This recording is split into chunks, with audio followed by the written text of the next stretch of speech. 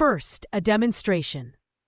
Your brain is informing you that your body is hungry and needs food. Your brain will immediately create a neural pathway. The pathway will wait at a junction for you to decide what you will eat. You decide to eat the fast food and reach out your hand.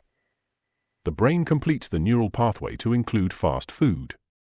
It is possible that you will enjoy your choice. Now, every time you choose fast food, the brain will, of course, send electrical and chemical signals down the same route. At first, the pathway is weak, like a faint trail in a forest. But if you repeat a behavior over and over, the pathway will physically become thicker and stronger, and your brain will finally stop pausing to make a choice. There. You have formed a habit. There is now little conscious effort, no need to think about it. When you feel hungry, you won't even see the fruit. Once formed, a habit continues automatically, unless it is challenged. Unfortunately, after a neural pathway is used repeatedly, any alternative pathways that may have been choices for you fade and become hard to reactivate. This is why breaking a habit takes a little perseverance.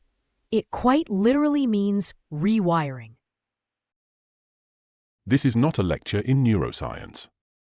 Your brain is your soul. It is the place that holds your will, your feelings, and your beliefs. You need to be aware of what you're doing with your soul. As a man thinks, so shall he be. Proverbs 23. In order to break a bad habit, you start by thinking about the habit as often as you can.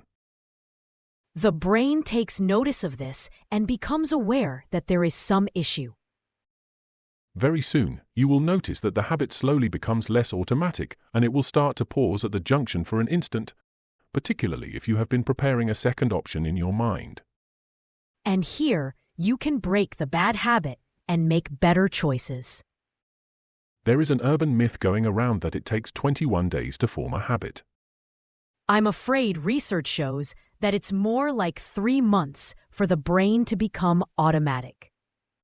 That said, 21 days of doing something is usually enough to drop a bad habit and get more godly behaviors on the way.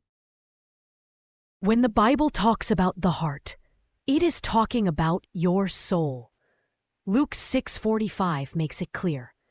A good man brings good things out of the good stored up in his heart, and an evil man brings evil things out of the evil stored up in his heart.